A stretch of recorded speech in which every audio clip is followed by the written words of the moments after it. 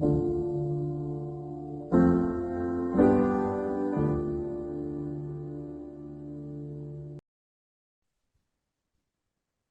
everyone. Welcome to another episode of the Compelling Conversations podcast.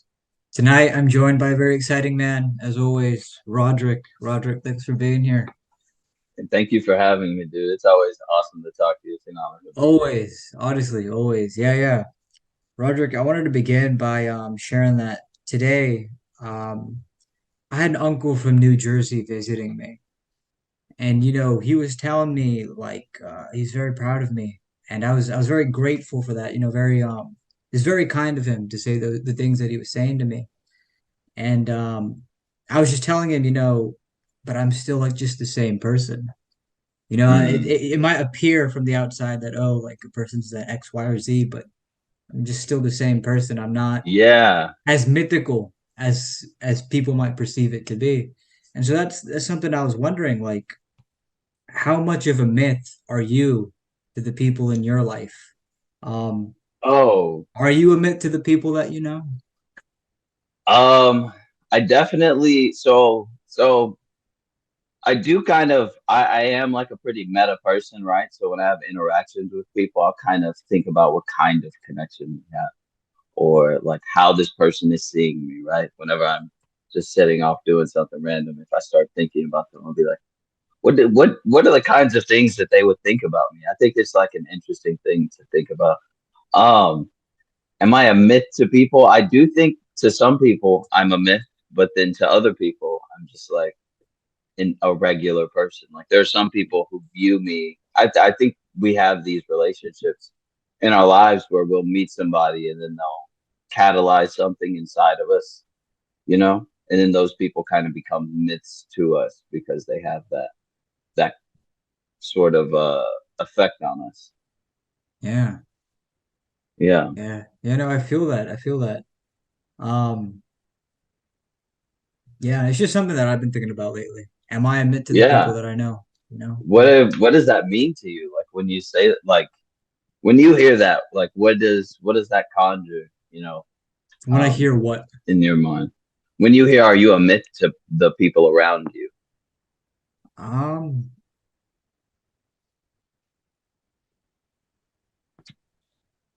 I don't know. I don't know how to take it. It just kind of like shows me like I don't know. I don't know what to put into words about it. Mm, I don't know. But it is something interesting to think about. And we discussed. You said to me something interesting. You are the Sagittarius in my life, right? Like you said yeah, that, like that yeah. just that's another like example, I suppose. I think that is a big example of that. You're the only person who is in my life whose birthday I know is like around this time period, right? Yeah. Um, I kind of do like think about people in terms of like when their birthday is, right? So like what were they born under? I do that. It's just like something I heard about or something I've learned of. So now it just kind of sits in the in my brain, right? It's at a conscious level, I think.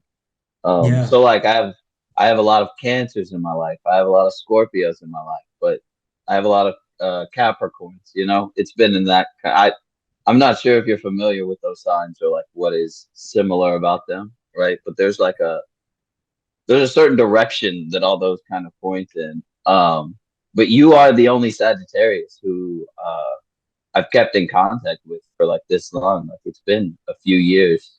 Yeah. I don't, yeah, like it's been a few years that we've known each other. Yeah. Yeah. Yeah.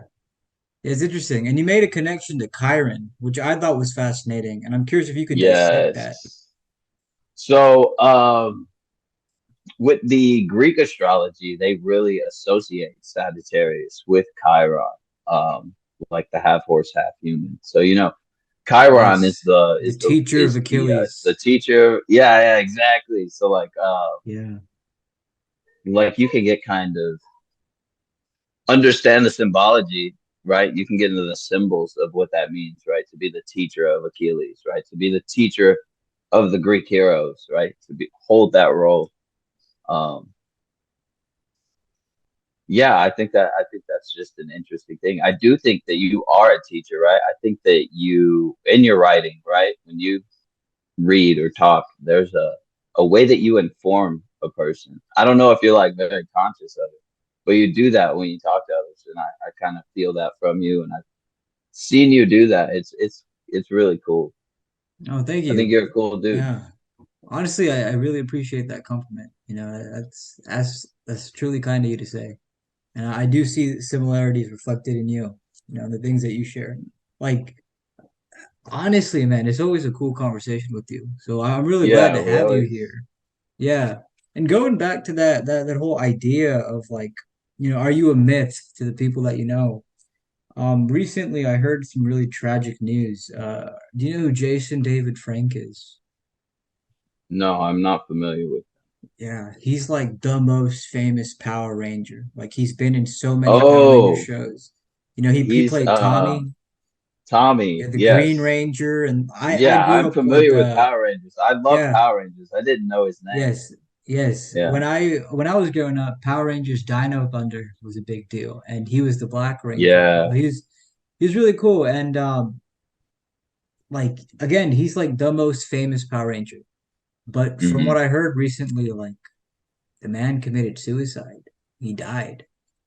And like that just it makes me think about like a lot of different things. It's really sad to hear that, and connecting it to are you a myth into the lives of the people that you know, like he was a myth, you know Yeah. like the greatest Power Ranger out there. And it's like when you reach that position, like wow, like that's uncharted territory. You don't know what can happen. I don't know what Yeah. happened in his life, but it's just really sad to hear that someone who was a myth and just gone. Yeah. Do you think what so when I hear that, I wonder if like what becoming a myth does to a person, right? When so many people view you as mythical, right? And you are a human being, right? Um Even the heroes, had tragic flaws, and like that was their undoing, right? Despite their heroic status. Um, it's like what does being a myth to people do to people? I guess that's my Yes, question. that is an excellent question. And it what you just said right now makes me think of something else, which is like Kurt Cobain. And the reason I'm Mm, thinking Kurt Cobain is because me and you once discussed like his death is an ambiguous death, but it's like because he was such a myth in the culture, um it it spread tragedy. People started killing themselves, absolutely. which Yeah. is insane because it's like the role of the myth is it's heavy as the crown, eh? Yeah. I was also in relation to Kurt Cobain. Do you have you like listened to a lot of Nirvana for have you done that? Like have you I don't know. Yeah, I mean, We yeah, I love grunge, and Yeah. Kurt Cobain, he's just a very fascinating figure. I was talking to my wife today, and it kind of occurred to me. We were listening to music in a restaurant, and I was like, "Wow, we really listen to music all the like." There's music playing everywhere, right? And I was thinking about how frequencies can affect the body, right? And I was Yes. like, we play these things to ourselves, right? We we Yeah. we affect our bodies with the frequencies that we are choosing to like go towards, right? And I think there's like an unconscious element to like what type of music that you enjoy, right? Like some of it is just like you're like, I just like this stuff. I don't know what the reason is. It's just I like it. Um, and I was like, wow, we really just play this stuff all the time, and we aren't really concerned with. I guess some people aren't really concerned with what they allow themselves to listen to. Yeah. I like how you mentioned this because something I've been thinking about a lot lately is I'm not convinced that music is a good thing. I'm just not Mm, convinced of that idea. It yeah, seems I like an am. I think idea I'm. that, yeah, it seems like everybody kind of like believes that, right? That's just kind of like what it just seems to be a commonplace idea in society, but I'm just not convinced of it. Yeah, I am not convinced of it either. I don't know how far you want to go into this, but I have some beliefs that I'm going to use this word, okay? There are some parts of our lives that are demonically influenced, like Yes. of society, right? At a societal level, there's a type of demonic, like something that doesn't have our best interest at heart. There's an influence like that Yeah. How did everywhere. you come upon this way of thinking? I'm curious. This way of thinking, I think observing the world, right, and noticing, okay, there are bad things in some of the things that large amounts of people engage in, right? Um, yeah, I think there's bad things. That's like a very simple way of putting it. There are things that people choose to do to themselves, like of their own accord, that have a negative effect on themselves. Yeah. Yeah, I What think it's just yeah. that at an individual level. Yeah. Why do you think that is? Why do people like inflict this upon themselves? I don't know if there's a type of suffering, right, that the human condition, um, or that those in the human condition will always push towards, right? There seems to be like some type of suffering that's always popping its head somewhere in Yeah. the world. Um, and I don't necessarily believe that that's because there has to be, right? I think if every person choose to have no suffering in the world, right? If ever, like in a theoretical sense, if every person decided no more evil in the world, then there would be no more evil. Yeah. Another thing, going back to Kurt Cobain, I've been reading a book called Journals by Kurt Cobain. And what's fascinating is on the cover of it, it's written in his handwriting, if you read, you'll judge. And I just thought that was Yeah, interesting because like I as a writer, I know that like I would hope that anybody that reads anything I've written just kind of looks at it with an open mind. And that's how I was treating, the collection of his journal entries. And it's just a very interesting book. And it kind of goes back to what we're talking about with like what a person can inflict upon themselves. And one of the ways I was thinking about connecting that idea was that um, whatever you allow to be made known can be used to like harm you in a way.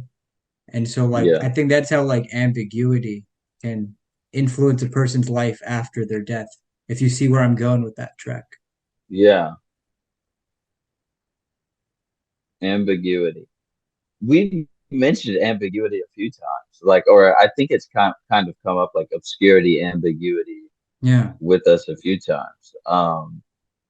Do you think that that's like a type of ideal to strive for? Ambiguity. Yeah, I've never or actually seen it obscurity. that way. Or obscurity. Um, the ambiguity one is an interesting question. I don't know, actually. I don't know. Um, and then obscurity, I feel like there's perhaps a little bit more good in obscurity than there is with being known. But what is your take on that? Yeah, I would have to agree with you. I don't even think it's the more you're known. I think that there's like I kind of saw this in high school, and even in college, like when there's something that someone knows about you that is slightly just different than their what they believe is right, then you're like a terrible person, right? And then just all these other terrible things could be true about you. Yeah. Yeah. But it's not, yeah, it's not, it could not be the case that you're anything, right? It could just be what they're thinking about who you are. Yeah. The direction I was taking that Kurt Cobain thing in specifically was like obviously there's a lot of for lack of better words, darkness, right? Like in that. and it contributes to the ambiguity of his death. So what I'm saying is like somebody could just say, "Oh, Yeah. well, he was just crazy" or something like that, you know. And so that's kind of what I mean, where it's like it could annihilate you in a way that you're not keen on. Yeah. Hmm. Kurt Cobain, just speaking on him in particular, seemed like someone who, I don't know, he seemed like he was striving or struggling, right? And I don't know if people who are so, I don't know, he didn't have a problem like bearing his pain to the world, right? And there was like that was like a part of the struggle, right? And I can't see someone who is struggling, right? Who continues to struggle, just giving up. I don't know. Like, I don't know. He seemed like a struggler, right? From the beginning, he was someone who struggled. And I don't know if it was character of him to stop struggling. Yeah, yeah. And I feel like, similar things can be said about Chris Cornell. Like he was that Same, struggler, you same. know? Yes. Yeah, yeah. Another really cool guy. Um, I wanted to kind of move to another direction, but perhaps there are Mhm. similarities. Um, the cult of Cybele is an Oh interesting thing man. that you introduced me to. And feel free to Yeah. discuss whatever you want to discuss or you don't want to discuss. But it's something that has honestly been on my mind ever since you introduced it to me because of how Honestly, strange it to is. address the elephant in the room, castration has come up a lot in some of the other research that I've been doing, like with Paracelsus, for example. Yeah. Castration is really big in alchemy. Yeah, yeah. Actually, can you begin with explaining the story of Cybele, the Of cult, the Cybele. whole story and everything, and then kind of like, Um, yeah, and then we can go in that direction. So Cybele was this figure. She was a mother goddess. She had a son, Atis. an Um, Anatolian goddess. Yeah. yes, this is in Anatolia. Greco-Anatolian. Yeah. Yeah, it's a cool little area. That I don't. Yeah, have you gotten? Let's not go there yet. I was going to talk about the Etruscans. Um, okay, so back to Cybele. She has a son, right? She becomes her lover, right? There's different stories about how he became her lover, but he is her lover and her son. He eventually falls in love with. Oh, His name? interject. Sorry. Atis. Atis. Atis. Yes, he's Atis. He's one of the. This is another uh I guess important symbol, right? In mythology is the figure of the dying and again born god, right? So you see it in Dionysus. You see it in Odin, and it's yeah, Odin. There's a bunch of them. Sol Invictus. I'm trying to remember who else. Yeah, there's it goes on. Horus is Horus one. Horus dies. Yeah, Oh, I wasn't familiar that he died actually. That's just interesting. Horus, or am I thinking of Osiris? Osiris dies and he resurrects him. Yeah. Yes. Yeah. Okay, then Osiris. Yeah, that's the other one. Um, but Atish, he falls in love with another woman. Cybele gets upset, castrates her son, hangs him to a tree in some stories, which I think is another motif of this dying and again born son. They're sometimes hanging to trees that are very much involved with them. Um, and then Cybele is upset, goes to Zeus, as Zeus to bring Atis back to life, and Zeus brings him back to life. So going into the cult of Cybele, there were a group in this area um, who worshipped Cybele, right, as a goddess, and they would perform castrations of themselves and put their genitals in the coffers and then parade them around. Yeah, Yeah, which is a very that's the bizarre cult of story to me. Cybele. Yeah, and I mean, of Yeah, course, there's it's like so much more that we could get into about that, but just that idea of castrating themselves and parading that, as you put it, it's just whoa, like Just something I to kind think of it's like raise eyebrows, you know? yeah, definitely it's a very weird practice, right? I couldn't ever think Yeah, in worship to any god, I should yeah, castrate myself and carry around the coffer of my castrated genitals. Um, yeah. And I'm curious, like, we could connect this, right? Do you think those cultists were trying to become myths themselves, trying to imitate Atis? Absolutely. Those weren't just like a random cult, right? Those men were considered like learned. Those weren't just random people off the street. They had status and wealth. Um, Yeah, yeah, it's yeah. a very weird, it's a very weird group of guys. Then what do you think is the appeal to become a myth? What is the appeal to like behold that? I think we like as a human, right? When you look at your life, right? What one of the one of the biggest questions that you ask is like, why am I here, right? And then that's a question of purpose. And one of the ways that we see purpose, I think all humans, is through becoming a myth, right? We hear stories all the time. We're told stories from the time we're born until we're dead. We hear stories everywhere. Um, so I think I think it's one of the ways to like fulfilling that purpose, right? That's one of the ways that people seek to fulfill that. Why am I here? Yeah, it must be an epiphany if you can move beyond that and say, um, do you think it's an epiphany if you can move beyond saying there is no glory in myth? I So for some individuals, I will say there is glory in myth, right? There Yeah, are dissect that. What does that mean?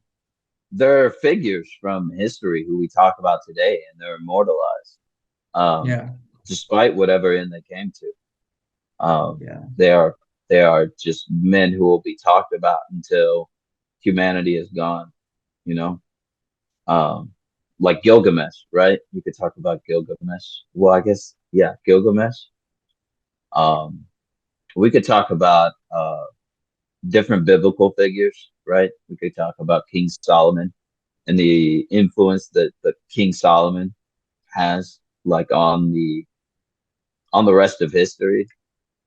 Um, yeah, there's a lot of yeah, different ways you could go. yeah, William the Conqueror, you know. yeah. I Um, mean, both you and I, we're great admirers of myth, but I wonder, is there ever a point where can there ever be a realization that there's no glory in myth? Do you think that's a thing? And if that is I a thing, what is that about, do you I think? believe that that's a thing.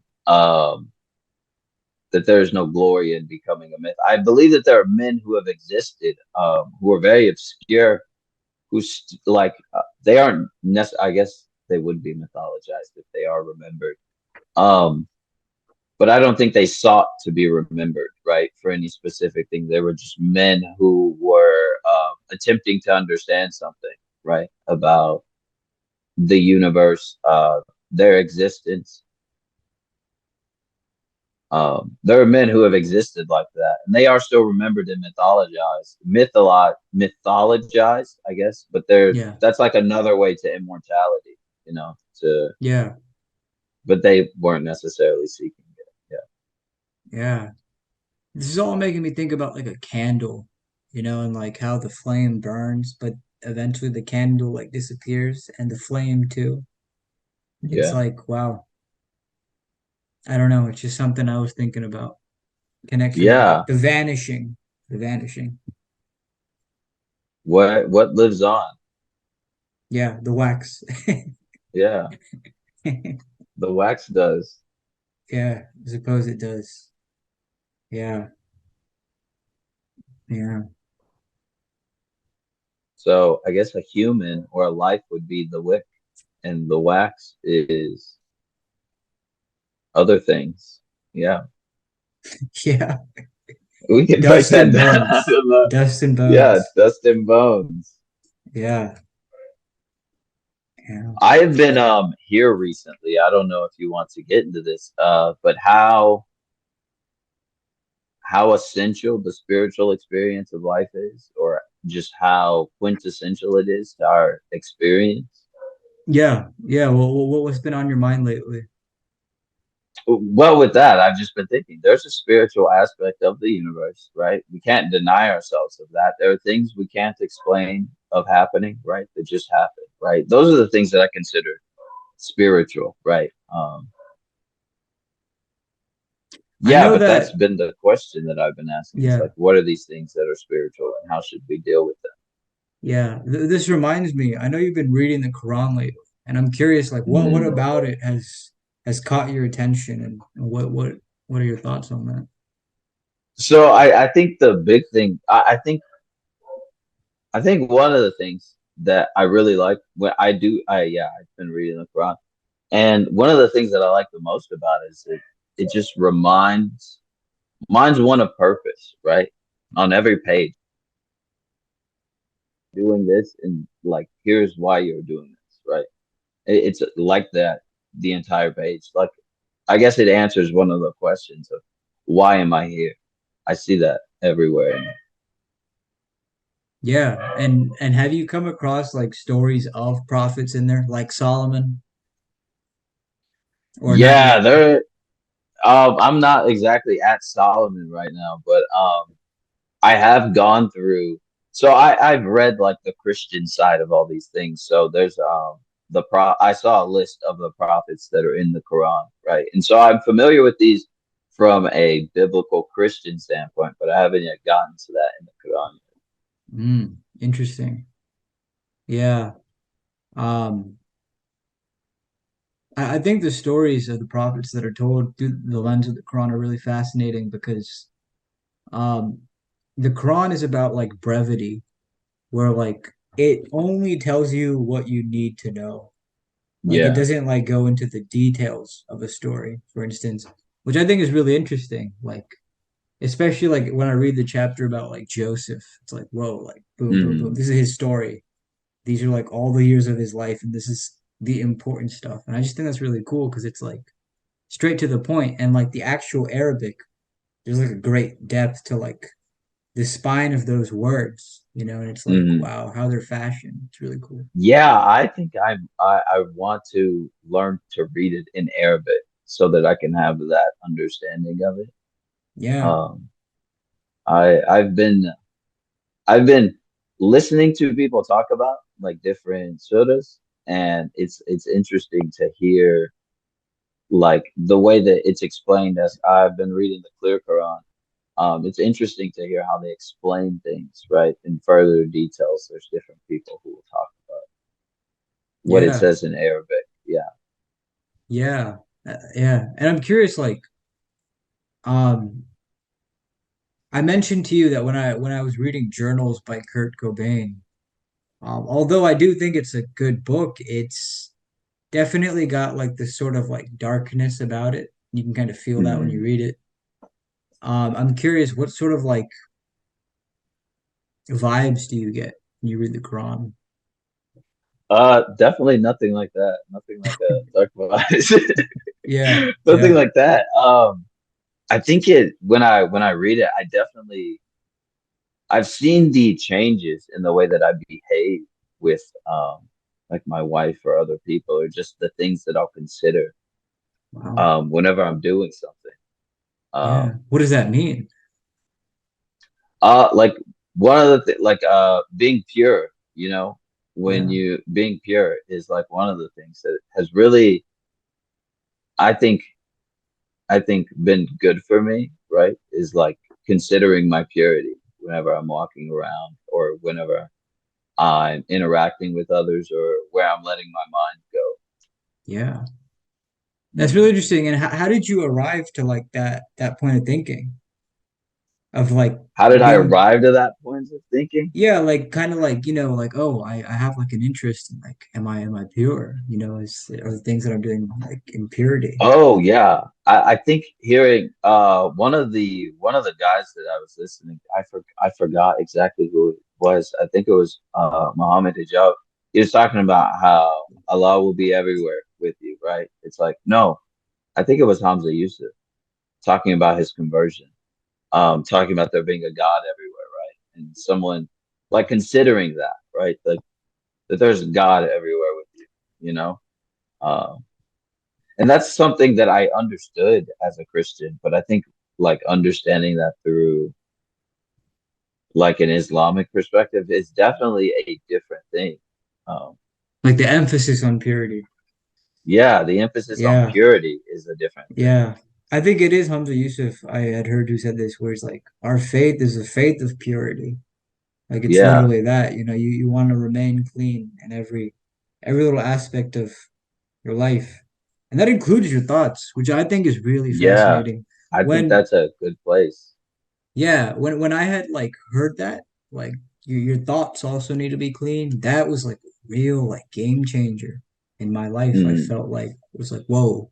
Because it's like, even as James Allen says, right? And as a man thinketh that like it is your mm, thoughts, all right? That's how you perceive the world and whatnot. And it's like if yes. your thoughts are clean, it's really cool how your world does change. I think that so like I consider like my heart led. I don't know if this is like something for everyone. I consider like the things that I think about or want to be conscious of, right? As sort of a guide of where my heart will go. Mm. So like remaining with thoughts that are not like wasteful or useless, like thoughts that are impure. I think that's an aspect of impurity, right? Like having wasteless and useless thoughts or Yeah. Like, pondering yeah, on those yeah. things. Thoughts that Yeah, kind I of think like beat that's you up, right? yeah, like those thoughts are part of impurity. So like I kind of like guide myself away from that by like thinking about like I don't think I try to do that. I don't really beat myself up, but Yeah. Yeah, I like that. That is a very good perspective. That's interesting. Yeah. I'm curious, Roderick, do you have mm, always a great conversation with you. Do you yes, have dude. any closing thoughts? Anything you felt like you wanted to Um, say, didn't get a chance to? no, no, no, man. We talked about a lot. We went a lot of different places. It was awesome. Nice, nice. Well, I suppose until next time then, Yes, man. eh? Take care, my friend. You too.